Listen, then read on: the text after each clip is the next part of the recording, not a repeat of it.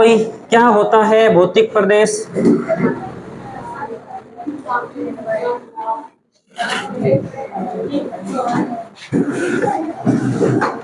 किसे कहेंगे भौतिक प्रदेश? कौन बता सकता है?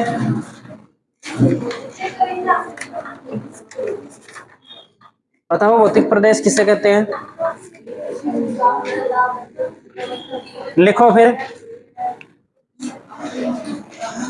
चलो समझते हैं अपने भी भौतिक प्रदेश क्या है। मान लो भूमि का ये एक भाग है, या हम ऐसे बात कर लेते हैं कि जैसे ये भारत है और इस भारत में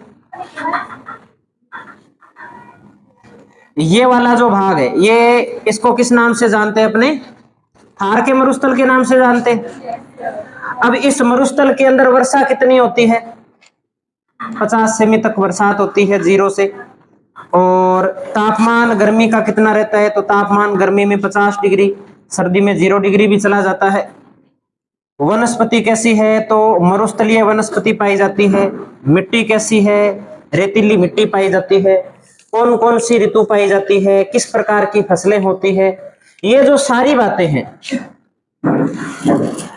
ये जो तत्व है, इन तत्वों के अंदर जहां तक भूमि के जिस भाग में इन तत्वों की समानता पाई जाती है वह भौतिक प्रदेश कहलाता है।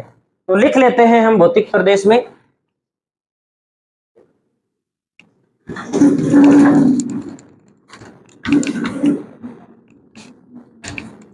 भूमि का वह भाग, भूमि का वह भाग जहां तापमान, वर्षा, वनस्पति, फसल प्रारूप, भूमि का वह भाग जहां तापमान, वर्षा, वनस्पति, फसल प्रारूप, खनिज, मिट्टी आदि तत्वों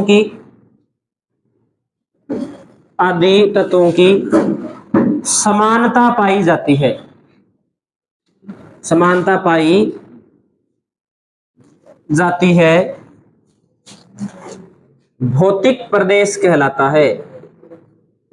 भौतिक या ऐसा क्षेत्र, ऐसा क्षेत्र भौतिक प्रदेश कहलाता है।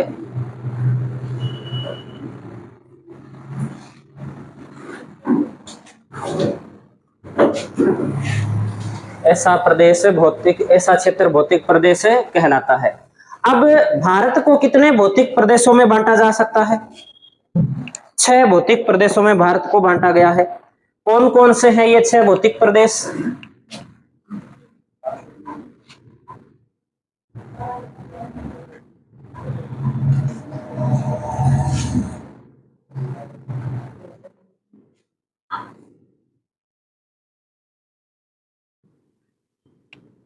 तो सबसे पहले अपने एक भौतिक प्रदेश की बात करते हैं। इस प्रकार से ये जो क्षेत्र है, ये पर्वतीय प्रदेश है। इसे अपने किस नाम से जानते हैं? उत्तरी पर्वतीय प्रदेश के नाम से जानते हैं। तो लिख सकते हैं कि ये जो 1 नंबर जो क्षेत्र है, ये सारा जो क्षेत्र, ये जो क्षेत्र है, ये कहलाता है उत्तरी पर्वतीय प्रदेश। इसके बाद ये वाला जो भाग है, यहां पे पाया जाता है मरुस्थल, तो इसे अपने 2 नंबर दे देते हैं। 2 नंबर पे हम लिख सकते हैं मरुस्थलीय प्रदेश। फिर इसके बाद में ये वाला जो क्षेत्र पड़ता है ऐसे यहां तक, इसमें अपने ऐसे कह सकते हैं कि नदियां बहती है और नदियां मैदान का निर्माण करती है। तो तीसरे भौतिक प्रदेश का अपने इसमें नाम लिख सकते हैं उत्तरी मैदानी प्रदेश। उत्तरी मैदानी प्रदेश।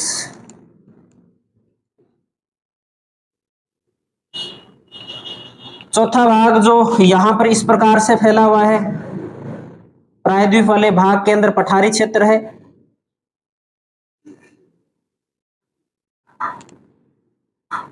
इसे अपने 4 नंबर दे देते हैं।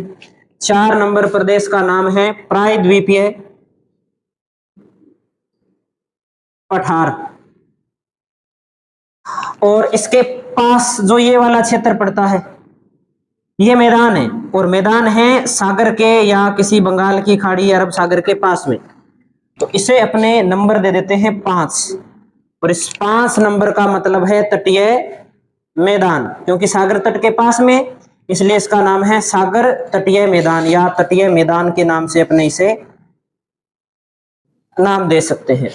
और छठा, यहां पर भारत के कुछ सागर के अंदर द्वीप पाए जाते हैं, अंडमान एवं निकोबार द्वीप समूह, और इधर कुछ छोटे द्वीप पाए जाते हैं जिन्हें अपने बोलते हैं लक्षद्वीप समूह।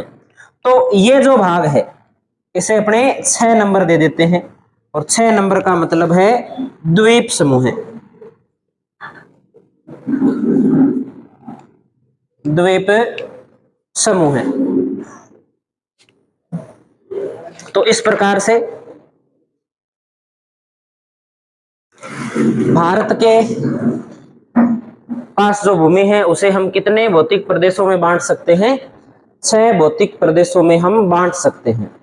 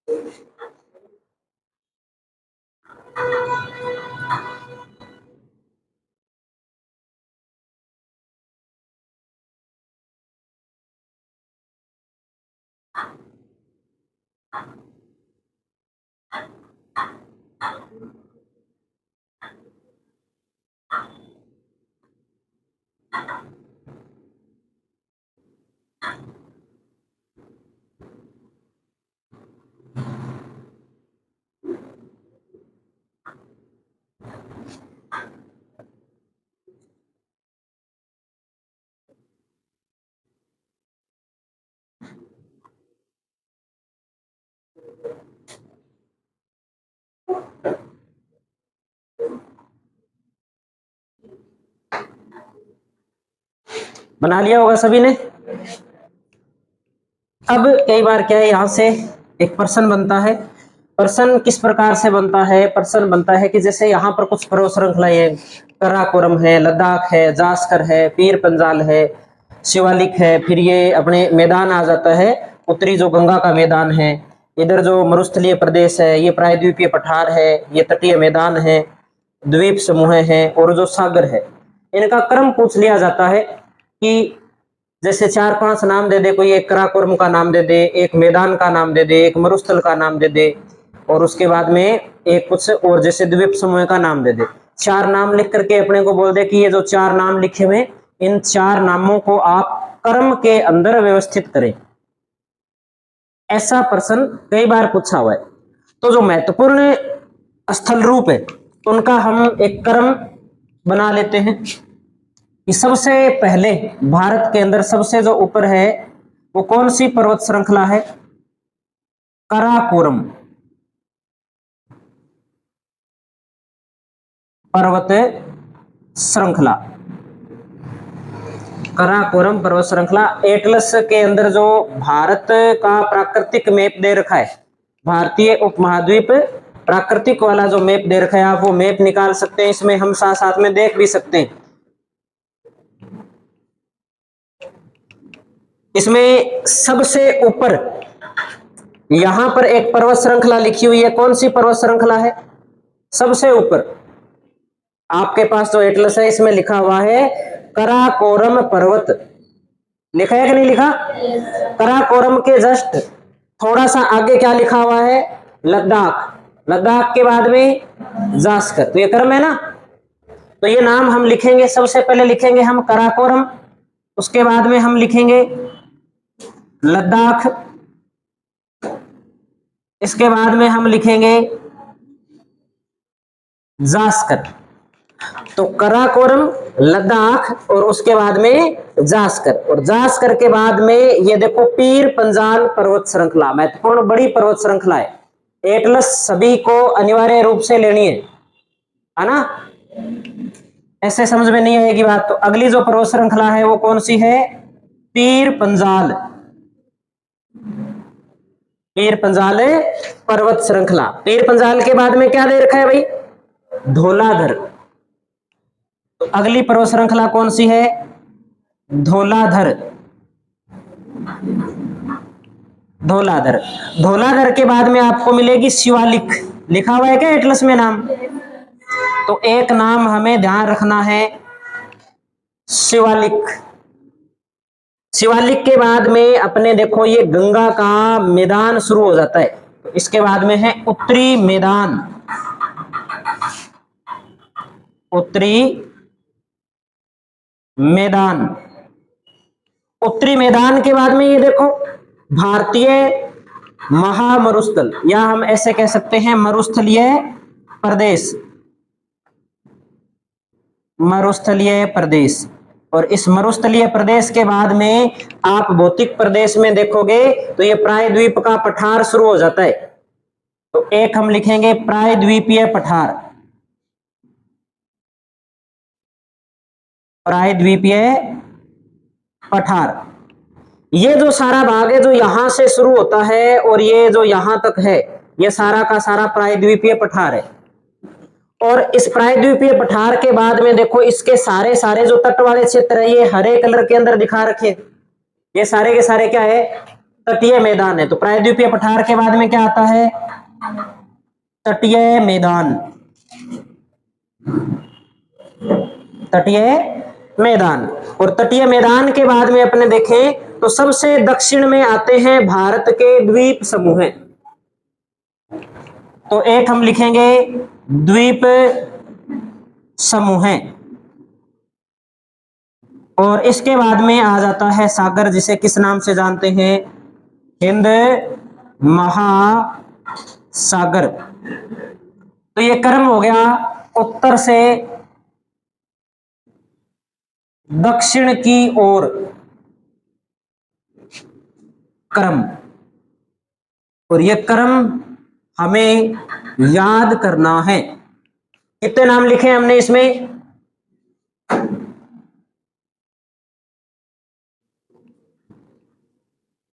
12 नाम है ना। ये 12 नाम हमें याद करके आने कल, इनका क्रम आगे पीछे नहीं होना चाहिए, ऐसे का ऐसा हमें याद करना है।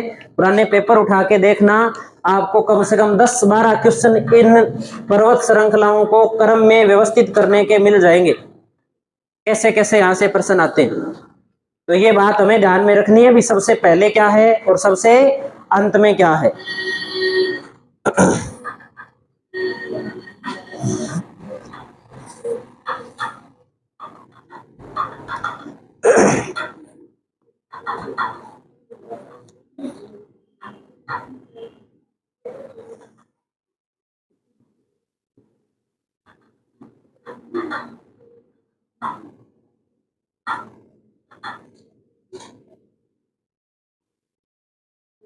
जितना हम आज पढ़ेंगे उतना याद होना चाहिए, जितना हमने पढ़ लिया उतना हमें याद होना चाहिए, साथ साथ में याद करते हुए चलना है। सुंदर सुंदर लिख के डायग्राम बना के छोड़ना नहीं है, याद होना चाहिए। सुंदर बनाए हुए नोट्स काम नहीं आने, याद कितने हैं वो काम आने हैं। सुंदर बना लो, अच्छे लगते हैं ज्यादा, अगर सुंदर लिखे होंगे तो आसानी से याद होंगे, गंदे गंदे लिखे हैं तो पढ़ने का मन नहीं करेगा। लिख लो सुंदर, लेकिन याद करना जरूरी है साथ में। तो अब तक जो हमने बात समझी है, कितने भौतिक प्रदेश है भारत में, 6 भौतिक प्रदेश है नोट कर लिया सभी ने यहां तक? ठीक है। अब एक थोड़ा सा हम क्रम देख लेते हैं।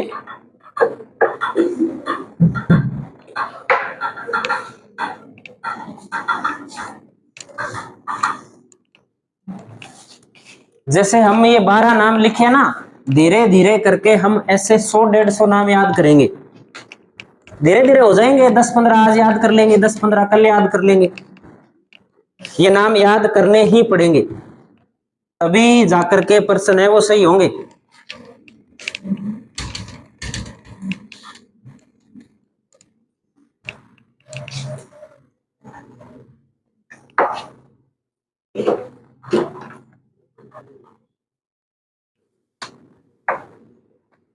देखो अब अपने पढ़ते हैं, जैसे ये सागर है,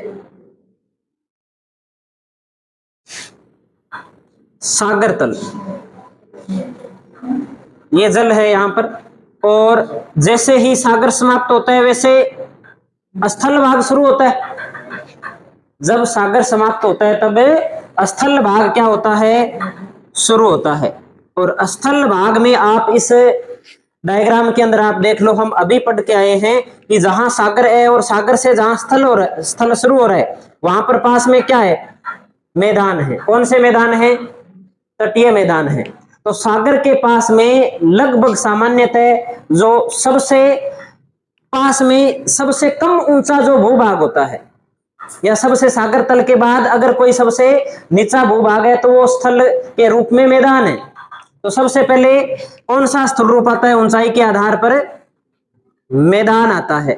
और मैदान की जो ऊंचाई मानी जाती है, वो मैदान की ऊंचाई मानी जाती है लगभग कितने मीटर, 300 मीटर ऊंचाई मानी जाती है। अगर कोई मैदान की परिभाषा पूछ ले कि मैदान किसे कहते हैं, तो सागर तल से 300 मीटर तक ऊंचाई वाला भूभाग जो ऊपर से समतल हो, क्या कहलाता है, मैदान कहलाता है। तो हमें इसमें जो बात याद रखनी है वो 300 मीटर इसकी ऊंचाई हमें याद रखनी है। इससे ऊपर अपने चलें तो इसके बाद में पठार शुरू होता है। पठार की जो ऊंचाई होती है, पठार की ऊंचाई हम मानते हैं लगभग कितने मीटर तक, 600 मीटर तक।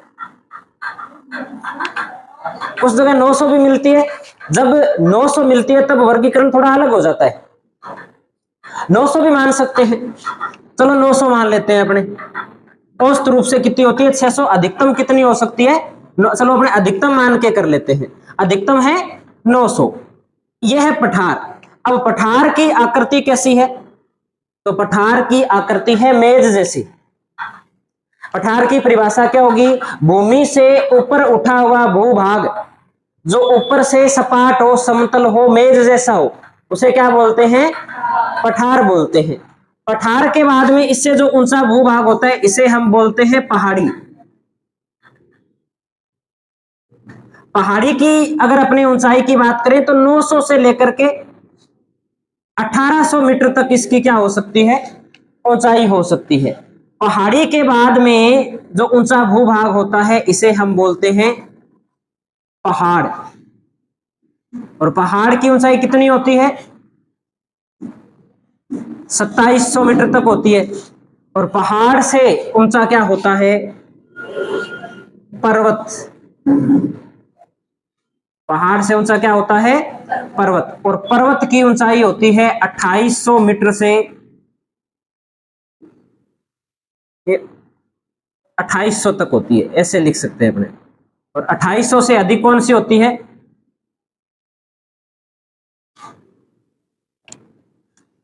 तो पर्वत। जैसे हम पढ़ते हैं अरावली, अरावली पहाड़ी है, पहाड़ है या पर्वत है। हिमालय क्या है, क्या है, पहाड़ है या पहाड़ी है, पर्वत है। क्यों है पर्वत, क्योंकि हिमालय की ऊंचाई 2700-2800 मीटर से क्या है, ज्यादा है। और अरावली भी क्या है, अरावली भी पर्वत है, क्योंकि जब अरावली का निर्माण हुआ था तब इसकी ऊंचाई 2800 मीटर के आसपास थी। तो 2800 मीटर जिसकी ऊंचाई होती है, 2700 मीटर से जिसकी ऊंचाई अधिक होती है, वो किस में आता है, पर्वत में आता है। और अगर किसी की ऊंचाई 900 मीटर के आसपास होगी, 900 मीटर से थोड़ी अधिक है, ऊपर से क्या है, थोड़ी इस प्रकार से है, तो ये पहाड़ी होगी। अगर इसी की ऊंचाई 1800 मीटर से अधिक है और कहां तक है, 2800 मीटर तक है, तो वो पहाड़ है। और अगर इससे भी ज्यादा है तो वो क्या है, पर्वत है। लेकिन ऐसा भी हो सकता है कि किसी की ऊंचाई है वो 3000 मीटर हो, लेकिन ऊपर से क्या है, समतल है, तो वो क्या है, वो भी पठार की श्रेणी में ही आएगा, क्योंकि ऊपर से क्या है, समतल है। ये बात हमें ध्यान रखनी है। तो ये क्रम हमें ध्यान होना चाहिए कि क्रम क्या होता है ऊंचाई के आधार पर। तो सबसे पहले सागर तल, सागर तल के बाद में मैदान। मैदान में मैदान दो प्रकार के होते हैं। सबसे नीचे जो मैदान होते हैं वो तटीय मैदान होते हैं, और उसके बाद में जो मैदान होते हैं वो अपने जैसे गंगा का मैदान है, जो आंतरिक मैदान होते हैं वो होते हैं। उसके बाद में ऊंचाई पर पठार, पठार से ऊंची पहाड़ी, पहाड़ी से ऊंचाई पर पहाड़, और सबसे ऊंचा होता है वो अपने होता है पर्वत। तो ये क्रम हमें ध्यान में रखने हैं।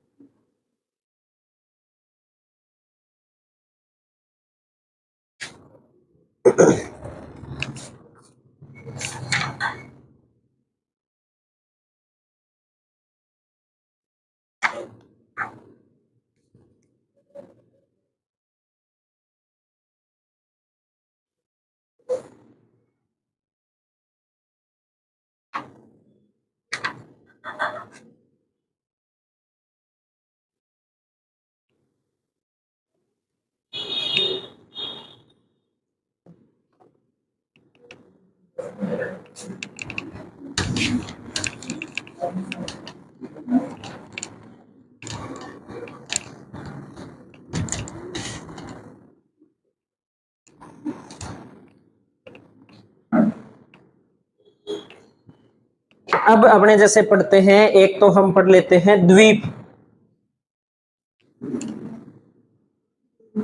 द्वीप किसे कहते हैं, जल से घिरा हुआ, कितनी ओर से जल से घिरा हुआ, चारों ओर जल से घिरा हुआ भूमि का भाग क्या कहलाता है, द्वीप कहलाता है। तो लिख देंगे चारों ओर से, चारों ओर से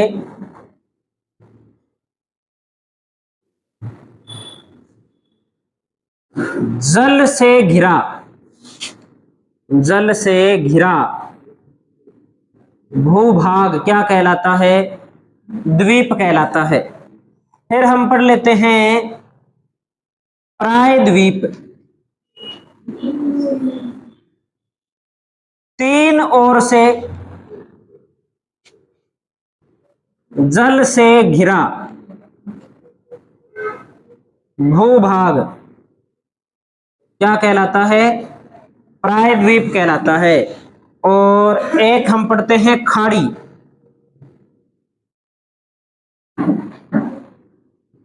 तीन ओर से, तीन ओर से, या ऐसे लिखते हैं तीन ओर स्थल से घिरा जलीय भाग, जलीय भाग क्या कहलाता है, खाड़ी कहलाता है। और एक हम पढ़ लेते हैं झील।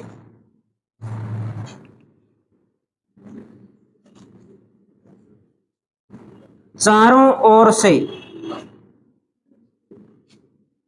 स्थल से घिरी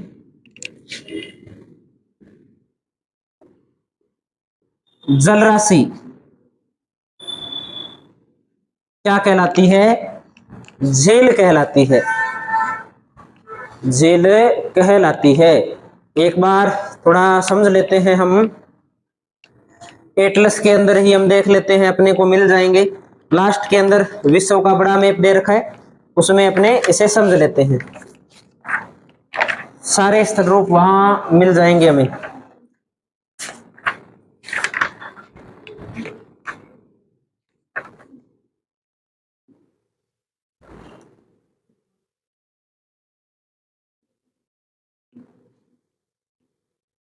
जैसे इस मैप के अंदर आप देखो, सबसे पहले द्वीप की अपने बात करते हैं। जैसे मेडागास्कर है, मेडागास्कर के चारों ओर क्या है, जल है, और ये बीच में स्थल भाग है, तो ये क्या है, ये द्वीप है।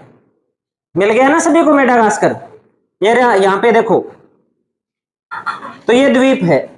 दूसरा है अपने प्रायद्वीप, तो प्रायद्वीप ये भारत, भारत का जो दक्षिण वाला भाग है, ये तीन ओर से जल से घिरा है। वह स्थल भाग जो तीन ओर से जल से घिरा है, वह प्रायद्वीप कहलाता है। ये कहलाता है भारतीय प्रायद्वीप।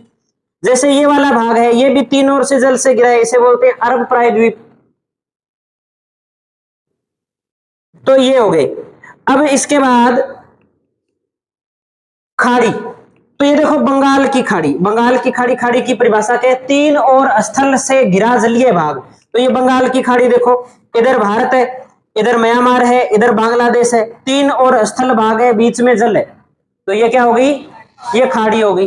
और झील, तो झील ये इसमें दिखा रखी है बेकाल झील, चारों ओर स्थल भाग से घिरी जल राशि क्या कहलाती है, झील कहलाती है। तो ये कुछ शब्द है, ये हमें ध्यान में रखने हैं। आगे होगी बात समझ में। अब अपने बात कर लेते हैं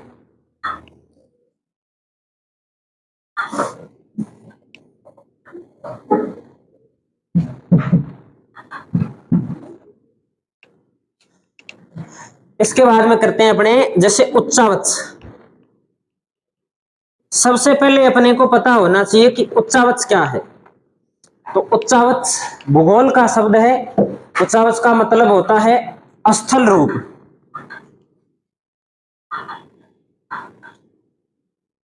उच्चावच का अर्थ क्या होता है, स्थल रूप इसका अर्थ होता है। उच्चावच या स्थल रूप कितने प्रकार के होते हैं, तो सामान्यतः दो प्रकार के तो हम पढ़ ही सकते हैं। एक होते हैं प्रथम श्रेणी के उच्चावच, प्रथम श्रेणी के उच्चावच। प्रथम श्रेणी के उच्चावच दो प्रकार के होते हैं। प्रथम श्रेणी के उच्चावच दो प्रकार के होते हैं, एक होता है महाद्वीप और एक होता है महासागर। एक है महाद्वीप और दूसरा है महासागर। फिर अपने बात करें द्वितीय श्रेणी के उच्चावच। द्वितीय श्रेणी के उच्चावच, तो द्वितीय श्रेणी के उच्चावच में कौन शामिल होते हैं, पर्वत, पठार और मैदान। पर्वत, पठार और मैदान द्वितीय श्रेणी के उच्चावच कहलाते हैं। कई बार पूछा भी जा चुका है, तो हम ध्यान में रखेंगे। ये उच्चावच का मतलब होता है स्थल रूप से। उच्चावच का अर्थ है स्थल रूप से। स्थल रूप कितने प्रकार के होते हैं, तो प्रथम श्रेणी के जो स्थल रूप होते हैं उसमें हम दो प्रकार के पढ़ते हैं, एक महाद्वीप और एक महासागर। और द्वितीय श्रेणी के उच्चावच में पर्वत, पठार, मैदान, ये हम पढ़ते हैं। तो अब हम जो पढ़ रहे हैं वो हम पढ़ रहे हैं द्वितीय श्रेणी के उच्चावच पढ़ रहे हैं, क्योंकि भारत के भूगोल में प्रथम श्रेणी के उच्चावच नहीं है। प्रथम श्रेणी के जो उच्चावच है वो विश्व के भूगोल में है, वो भी हम पढ़ेंगे। लेकिन अब जो हम पढ़ रहे हैं वो कौन से पढ़ेंगे, हम पर्वत, पठार, मैदान, जो द्वितीय श्रेणी के उच्चावच की श्रेणी में शामिल होते हैं। इससे पहले हम एक सिद्धांत पढ़ लेते हैं।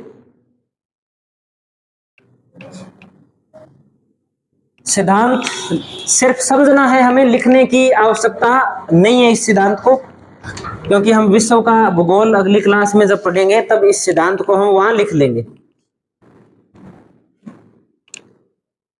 सिद्धांत का नाम है, क्या नाम है भाई सिद्धांत का? महाद्वीपीय प्रवाह सिद्धांत, या इसे बोल सकते हैं महाद्वीपीय विस्थापन सिद्धांत। कब आया ये सिद्धांत प्रकाशन में? 1912 के अंदर ये सिद्धांत दिया गया था। सिद्धांत देने वाला व्यक्ति कौन था? Alfred Wegener. अल्फ्रेड वेगनर नाम का एक व्यक्ति था जिसने ये सिद्धांत दिया था।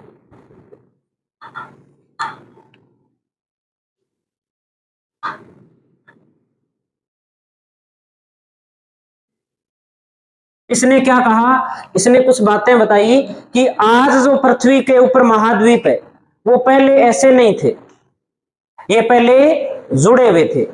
आज हम देखते हैं कि आज कितने महाद्वीप है? 5 है क्या? 7 है? 7 महाद्वीप है। ये देखो 1 2, ये यूरोप वाला 3, एशिया वाला 4, अफ्रीका वाला 5, ऑस्ट्रेलिया 6 और अंटार्कटिका 7 है। तो इसने कहा कि ये 7 पहले ऐसे नहीं थे, ये सातों के सातों आपस में क्या हुए थे?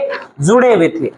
इस प्रकार से थे। लगभग आज से 225 मिलियन वर्ष पहले इसने एक बात बताई कि पहले इस प्रकार की स्थिति थी जिसमें सारे महाद्वीप जुड़े हुए थे। इस जुड़े हुए भूभाग का नाम क्या दिया गया? पेंजिया। और जो सागर है वो भी एक बड़ा सागर था, इसे नाम क्या दिया गया? पेंथालासा। ये स्थिति बताई 225 मिलियन वर्ष से पहले। 1 मिलियन में कितने लाख होते हैं? 1 मिलियन में 10 लाख होते हैं। तो ये कितने मिलियन की बात कर रहे हैं? 225 इंटू 10 कितने हो गए? 2250 लाख साल पहले की बात कह रहा है। ये कितने साल पहले की बात कर रहे हैं? 2250 लाख साल पहले की बात बता रहा है कि ये जो आज हम 7 महाद्वीप देखते हैं ये ऐसे नहीं थे। सातों के सातों महाद्वीप जुड़े हुए थे आपस में, जिसे किस नाम से जाना जाता था? पेंजिया के नाम से जाना जाता था। ये बात हमें ध्यान में रखनी है। फिर क्या हुआ इसके अंदर? फिर इसने कहा कि धीरे धीरे आगे चलते समय पेंजिया क्या है? अलग अलग भागों में टूटने लगा। कब टूटने लगा? तो 150 मिलियन वर्ष पहले क्या हुआ इसके अंदर कि ये जो पेंजिया था ये पेंजिया टूटने लग गया। पेंजिया 2 भागों के अंदर टूट गया। एक उत्तर के अंदर चला गया, एक भाग है वो थोड़ा दक्षिण में रहा। तो ये उत्तर वाला भाग क्या कहलाया? अंगारा लैंड। और दक्षिण वाला भाग क्या कहलाया? गोंडवाना लैंड। और बीच में जो सागर का पानी पहले यहां था जिसे पेंथालासा बोलते थे, उसका कुछ पानी यहां बीच में आ गया। यहां इसका नाम क्या दिया गया? टेथिस सागर। ये कितने साल पहले की बात है? 1500 साल पहले की बात है। आज से 1500 लाख साल पहले की बात है। 1500 नहीं, 1500 लाख साल पहले की बात है। ये स्थिति हो गई। फिर इसने कहा कि ये भी ऐसे नहीं रहा, ये भी आगे चल करके इसमें भी क्या हो गया? और परिवर्तन हो गया। क्या परिवर्तन हुआ?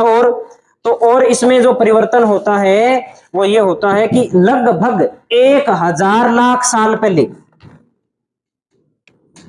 कितने साल पहले? 1000 लाख साल। कितने मिलियन हो गया? 10 मिलियन हो गया? 100 मिलियन?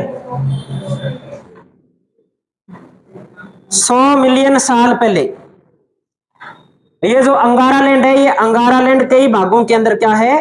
टूटने लग गया। जैसे एक भाग तो इसका टूट करके बन गया उत्तरी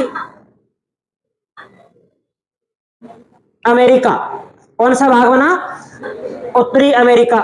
एक इसका भाग बना यूरोप, और एक भाग किस नाम से जाना गया? एशिया। और एशिया और यूरोप को संयुक्त रूप से कहा गया यूरेशिया। ठीक है। और ये जो दक्षिण वाला भाग था, दक्षिण वाला भाग कौन सा है? गोंडवाना लैंड। इससे एक तो बना साउथ अमेरिका, एक इससे बना अफ्रीका, एक इसका भाग बना जो प्रायद्वीपीय भारत वाला जो भाग है ना, प्रायद्वीपीय भारत जो दक्षिण भारत है, एक वो भाग बना इससे। एक इसका बना अंटार्कटिका। कौन सा महाद्वीप बना? अंटार्कटिका। और एक इससे कौन सा महाद्वीप बना? ऑस्ट्रेलिया। ऐसे टूट गया, ये टूटने लग गया अलग अलग, ये कंडीशन हो गई। लेकिन ये ऐसे नहीं है कि जो आज है वैसे हो गया, ऐसे नहीं था। ये इधर चलने लग गया, यूरोप और एशिया उधर जाने लग गया, जो दक्षिणी अमेरिका है वो इधर जाने लग गया, प्रायद्वीपीय भारत है वो उत्तर की ओर जाने लग गया, अफ्रीका है वो भी उत्तर की ओर जाने लग गया, अंटार्कटिका अपने स्थान पे ही रहा, और ऑस्ट्रेलिया पूर्व की ओर जाने लग गया। इन भूभागों के अंदर क्या होने लग गई? गति होने लग गई। आगे चल करके क्या होता है? आगे चल करके वर्तमान की जो स्थिति है, जो आज हम देखते हैं, इसमें वर्तमान में क्या स्थिति रही? चौथी कंडीशन की अपने बात करें तो वर्तमान में ये स्थिति होगी इसकी।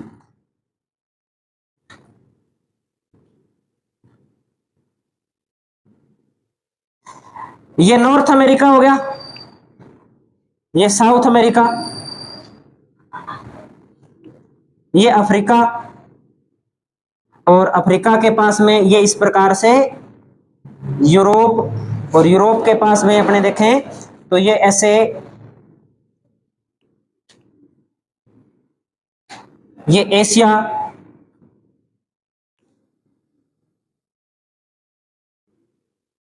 ये ऑस्ट्रेलिया, और ये दक्षिण के अंदर कौन सा महाद्वीप है?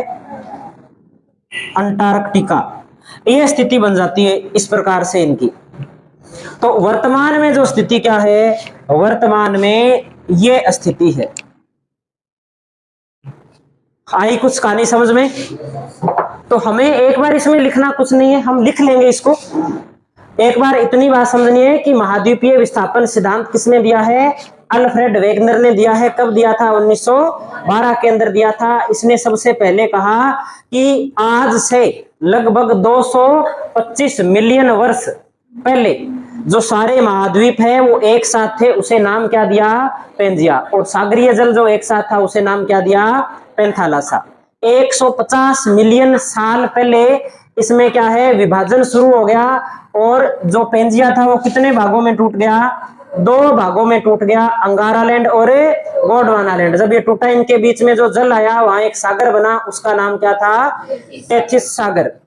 और उसके बाद में जो लगभग 100 मिलियन साल पहले की जो बात है वो ये है। ये जो बात है ये कितने साल पहले की है? 100 मिलियन वर्ष पहले की बात है। इसमें कहा कि जो अंगारा लैंड वाला भाग था उसके 3 टुकड़े हो गए, एक उत्तरी अमेरिका, एक यूरोप और एक एशिया। हालांकि वर्तमान के अंदर यूरोप और एशिया दोनों जुड़े हुए हैं। और जो दक्षिण वाला भाग था उसका नाम क्या है? गोंडवाना लैंड। गोंडवाना लैंड से एक दक्षिणी अमेरिका महाद्वीप बना, एक अफ्रीका महाद्वीप बना, एक प्रायद्वीपीय भारत। प्रायद्वीपीय भारत का मतलब है कि जो प्रायद्वीप वाला पठार है ना, वो वाला भाग, दक्षिण वाला भाग। जैसे हम पढ़ते हैं भारत में कि इस प्रकार से अपने जब बनाते हैं तो ये वाला जो भाग है ना, प्रमुख रूप से ये वाला भाग है, ये गोंडवाना लैंड का भाग है। तो ये प्रायद्वीपीय भारत है। ये किससे बना है? ये इस गोंडवाना लैंड से बना है। आगे हम और क्लियर कर लेंगे कि भारत कहां से किस किस प्रकार से बना है, वो भी हम देख लेंगे। और इसके बाद अपने बात करें तो इसमें ये ऑस्ट्रेलिया और एक अंटार्कटिका। और वर्तमान स्थिति ये अपने पढ़ते हैं, वर्तमान में इस प्रकार की स्थिति अपने सामने है। तो ये एक सिद्धांत है जो हमें ध्यान में रखना है। इसमें हम इतनी बात नोट कर लेंगे कि महाद्वीपीय प्रवाह सिद्धांत या विस्थापन सिद्धांत किसने दिया था? अल्फ्रेड वेगनर ने दिया था। और कब दिया था? 1912 में दिया था। तो एक बात ये इतनी नोट कर लो, फिर इसके अंदर ये जो बात हमने समझी है इसमें से कुछ बात हमें जो लिखनी है वो हम लिख लेते हैं।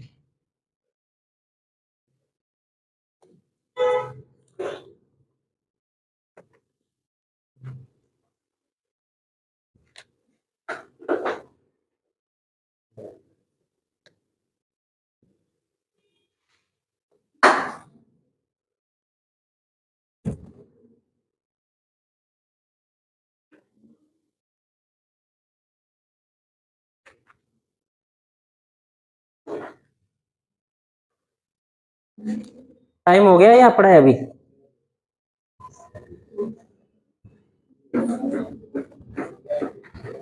क्या टाइम हुआ है?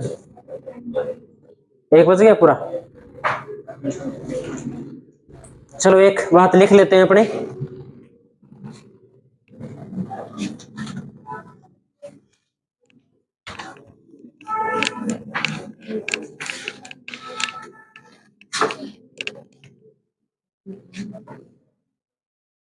भारत का निर्माण, भारत का निर्माण निम्न स्थल खंडों से हुआ है।